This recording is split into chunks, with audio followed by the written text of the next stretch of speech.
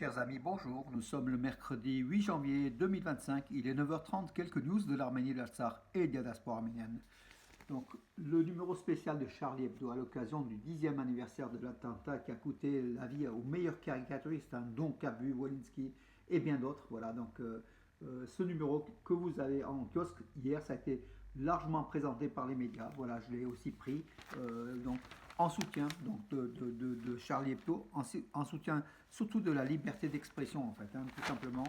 Même si on ne partage pas toutes les approches, tous les avis, comment dire, toute la ligne éditoriale de Charlie Hebdo, on peut soutenir cette liberté d'expression. Et moi, en tant que caricaturiste, vous savez combien je suis attaché à cette liberté-là.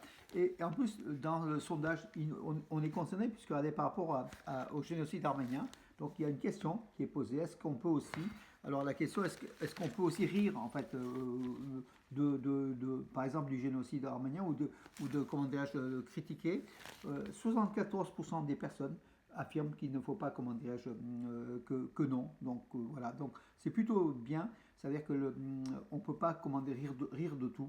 Et 74% des sondés affirment que le génocide arménien, le génocide Tutsi, des Tutsis, n'est pas un sujet où on peut plaisanter ou rire. Bon, après, c'est un sondage. Et puis, mes amis, puisqu'on est dans le journal, je remercie aussi le Dauphiné libéré, bien sûr, avec la disparition aujourd'hui qui fait la une de tous les médias de Jean-Marie Le Pen. Voilà. Voilà. Je ne reviendrai pas là-dessus, mais ce qui nous intéresse, nous, c'est ça, donc le Noël des enfants de l'Église évangélique arménienne, avec un très très bel article sur cette fête des enfants de Noël de l'Église de l'Église évangélique arménienne, rue Salingo à Valence, Bourg-les-Valence, avec le père Agop Koujikian. Voilà le grand Baba qui est venu donner des cadeaux aux enfants. En tout cas, bravo à tous ceux qui ont soutenu cette action qui a vu beaucoup de monde et des enfants heureux. Merci aussi au Dauphiné libéré d'avoir bien voulu passer les éléments que j'ai fournis. Voilà. Que dire d'autre? Oui, en actualité, bien sûr, une nouvelle fois, la France et les autres pays fournissant des armes à l'Arménie devraient rompre les contrats. C'est ce qu'a menacé Aliyev. Donc l'Arménie devrait immédiatement cesser de s'armer. La France et les autres pays qui lui fournissent des armes devraient rompre et annuler ces accords. Le président azerbaïdjanais Ilham Aliyev l'a déclaré hier, 7 janvier, dans une interview accordée aux chaînes de télévision locales, ajoutant que les armes déjà livrées à l'Arménie devraient être restituées. Vous vous rendez compte? Les armes déjà restituées devraient être restituées. Vous vous rendez compte? Alors que lui, il s'est surarmé. Alors, c'est notre condition. Allez, l'accord de paix est loin. C'est notre condition. Maintenant, laissez chacun percevoir comme il le souhaite. Je dis ma parole et eux, ainsi que ceux qui les soutiennent, savent aussi que si nous disions quelque chose, nous le prenons très au sérieux. C'est une menace très sérieuse contre l'Arménie. Donc Aliyev, il est monté encore d'un ton. L'Arménie devrait rendre les armes, vous vous rendez compte, qu'elle a achetées, donc qu'elle a acquises et qu'elle continue d'acquérir. C'est quand même une menace sérieuse et c'est quand même de la part d'un dictateur, c'est quand même assez dangereux. L'année 2025 commence mal en tout cas et on est très très loin de ce traité de paix tant chéri, tant voulu par le gouvernement Pachinian qui a bien rêvé et qui aujourd'hui se trouve dos au mur face à ces déclarations tonitruantes d'Aliyev, du dictateur Aliyev, qui demande à l'Arménie de ne pas s'armer et même de restituer les armes, vous vous rendez compte, pour l'attaquer de façon plus simple et peut-être s'emparer de la République d'Arménie, des territoires souverains de l'Arménie. Or, nous demandons aussi l'Azerbaïdjan, la grande partie de l'Azerbaïdjan, c'est l'Arménie orientale, ce sont des territoires de l'Arménie. Ganja, c'est une ville arménienne. Au-delà du Karabakh, c'est le Bas-Karabakh, le Ganja, donc la deuxième ville d'Azerbaïdjan. Tous ces territoires sont arméniens. On demande aussi, on revendique tout simplement ces territoires, n'en déplaise à Nicole Pachinian, et ces 29 743 km, qui après les déclarations d'Aliyev vont devenir, comment dirais-je, vont devenir ridicules si réellement on ne répond pas, si le gouvernement arménien ne répond pas à ces attaques azéries. Les représentants du CICR, la Croix-Rouge internationale, ils avaient visité au début décembre les prisonniers de guerre arméniens, les prisonniers illégalement détenus à Bakou. Il y a une nouvelle visite qui s'est déroulée fin décembre C'est ce qu'a indiqué la représentante du bureau arménien de la CICR, pardon, Zara Amadouni. Voilà.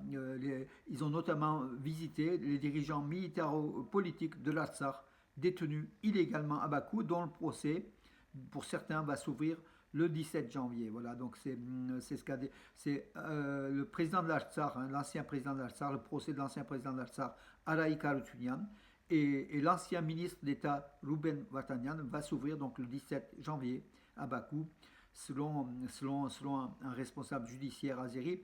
On ne sait pas si c'est à huis clos ou pas, mais a priori, tout mène au huis clos pour pas que, bien sûr, pour que justement l'accusation, les fausses accusations de Bakou soient encore répercutées. Voilà. Et puis pour qu'on garde longtemps ces prisonniers de guerre.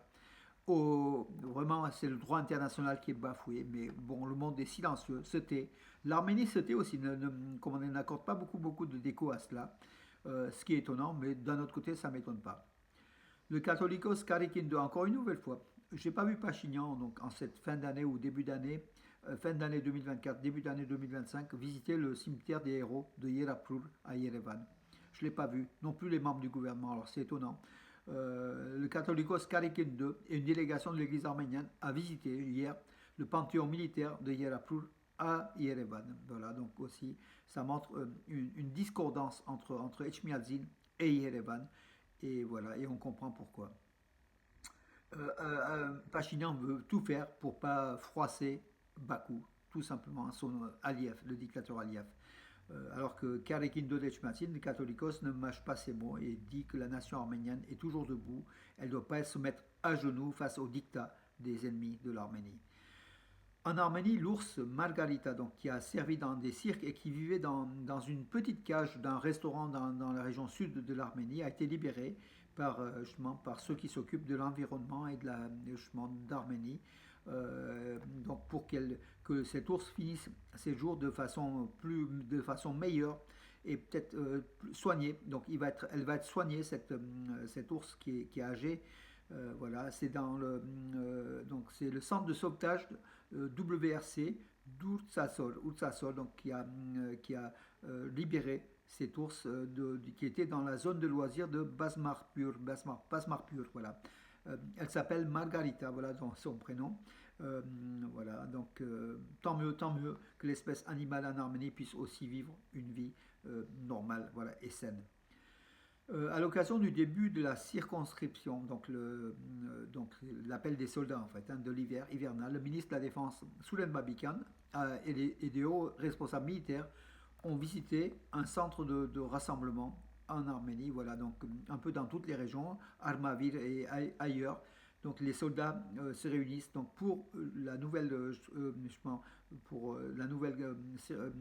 recrue de l'armée arménienne, les soldats en âge de servir, tout simplement.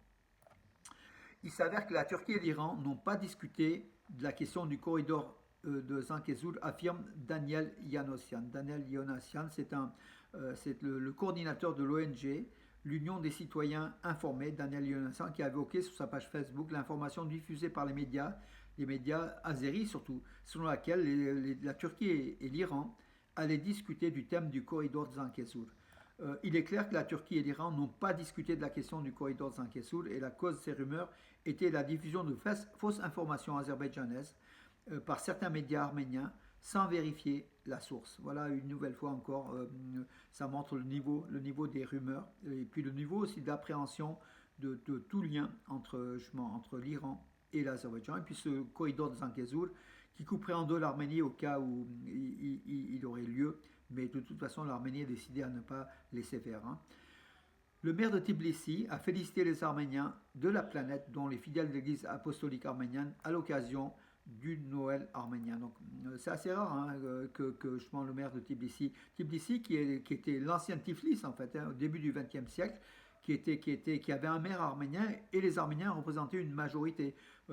Tiflis, où a été déclaré le 28 mai 1918 la proclamation de la première république d'Arménie. Ça s'est passé à Tbilissi, capitale de la Géorgie, et non à Yerevan. Voilà, donc ça montre que cette ville est importante pour l'Arménie. Le maire de Tbilissi, donc Kaha Galadze, Karakaladze a félicité les paroissiens de l'Église apostolique arménienne à l'occasion de la fête de la Nativité de l'Épiphanie. Les Arméniens fêtant Noël, bien sûr, le 6 janvier, c'était hier, hein, avant-hier du moins.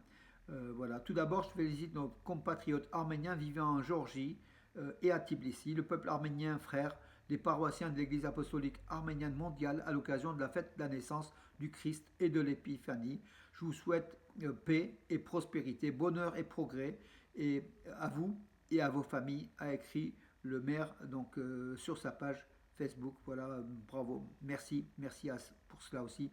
Les relations arméno-géorgiennes sont importantes, même si souvent la Géorgie, nos frères géorgiens nous font nous causent des problèmes en s'approchant un peu trop de la Turquie et de l'Azerbaïdjan, et puis en oubliant l'Arménie qui est le pays voisin. Kim Kardashian, donc la people qu'on ne présente plus, hein, l'arméno-américaine, donc star de la télé-réalité, a une nouvelle fois posté donc un message à l'occasion du Noël arménien. Donc message lu par des millions et des millions de fans qui suivent sur Instagram, des followers qui suivent Kim Kardashian. Voilà, donc elle a juste dit, elle a juste placé une seule phrase, hein, mais c'est suffisant, une seule phrase. Alors, elle a dit, je félicite sur Instagram, pardon. Elle a dit joyeux Noël, tout simplement, hein, pour les Arméniens le 6 janvier. Voilà, tout simplement. Elle a placé aussi une photo d'un drapeau arménien, mais dont les couleurs sont bizarrement inversées, bleu, rouge, orange. Alors que c'est Garmir, Gabuit, Ziranakuin, donc rouge, bleu et orange ou abricot, hein, c'est selon. Voilà mes amis, écoutez, j'ai fait le tour de l'actualité, donc c'est surtout cette déclaration, donc ces déclarations d'Aliyev, hein, qui demande à l'Arménie de rendre les armes qu'elle a achetées et demande aux pays qui livrent les armes à l'Arménie, donc dont la France et l'Inde, de rompre les contrats. Voilà, c'est quand même incroyable, hein, incroyable, quand ce début d'année, donc après la COP29, on pensait quand même le traité de paix serait signé, qui n'a pas été fait. Fin d'année 2024, le traité de paix n'a pas été signé. Aujourd'hui, on est réellement le dos au mur. On attendra peut-être la mise en place de l'administration Trump pour en savoir peut-être davantage.